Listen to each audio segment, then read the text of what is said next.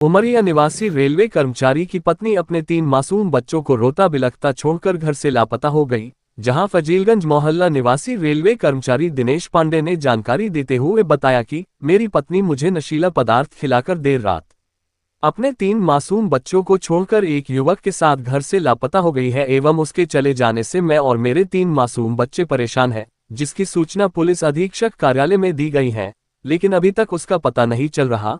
वहीं मेरे रिश्ते में साले के द्वारा मामले को छुपाते हुए पुलिस के समक्ष गुमशुदगी की सूचना दी गई थी।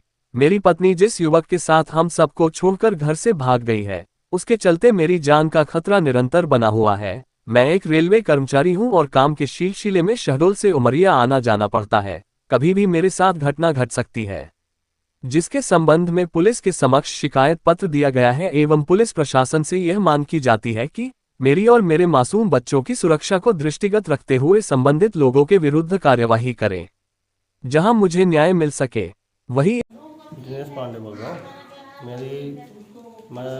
रेलवे में ड्यूटी करता हूँ शहडोल में। मेरी पत्नी कई बार भागने की कोशिश की, लेकिन एक दिन मैं 19 तारीख को रात को घर आया करीबन 12:30-1 बजे के बाद। तो मेरे को चाय में कुछ नशे की दवाई दी और मैं इसके बाद बेहोश हो गया।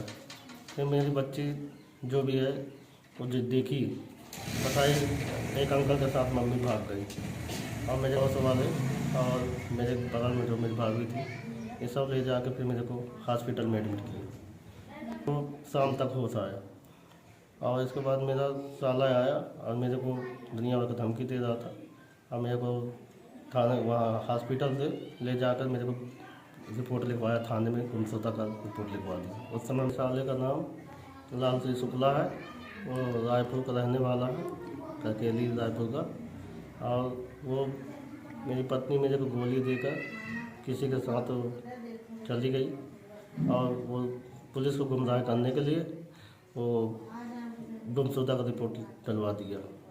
उन्हीं का नाम आरती पांडे है। वो मतलब मेरे को नशे की गोली दी और मैं बेहोश हो गया। उसके बाद मैं हॉस्पिटल में एडमिट था। उसी समय मेरा साला मेरे को वहाँ से हॉस्पिटल से वहाँ थाने ले गया और उधर गुमशुदा का रिपोर्ट लिखा दिया। उस समय मैं बयान देने के काबिल में नहीं था। मैं इतना ही बताया कि मेरी पत्नी मेरे घर से चली गई है। मैं होश आवास में आया तब मैं पुलिस अधीक्षक ने पत्नी की भागने की रिपोर्ट दर्ज कराई है, लेकिन अभी तक कोई सुनवाई नहीं है। चले जाने से मेरे बच्चे बहुत परेशान हैं, खाना पीना नहीं खा रहे हैं, उनकी तबीयत पूरी तरह से ठीक नहीं है। मेरी पत्नी जो भाग गई है जिस लड़के के साथ, तो उससे और उस लड़के से मेरी जान को खतरा है और कभी भी मेरे साथ जान से हत्या कराने की कोशिश की जा सकती है।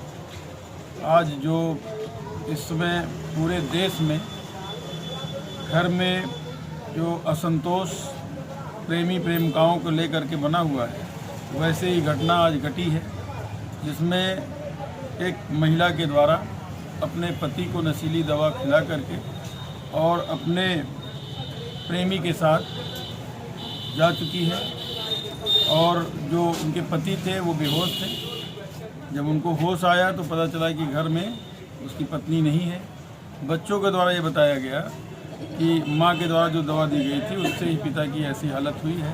हमारा ये कहना है कि जो आज समाज है किस ओर जा रहा है, समाज टूट रहा है। लोगों में असंतोष ये हो रहा है कि अपने प्रेमिका और प्रेमी ये दोनों अगर ऐसा ही है तो अपने स्वैच्छिक मत से चले जाएं, उनके साथ रहें, लेकिन घर ना बर्बाद करें। इस तरह दवा खिला देना, जहर खिला देना, इससे बहुत बड़ी घटनाएं घट रही हैं। और जो महिलाएं इस तरह कदम उठा रही हैं, कोई भी महिला हो, तो वो वहाँ भी सुरक्षित नहीं है।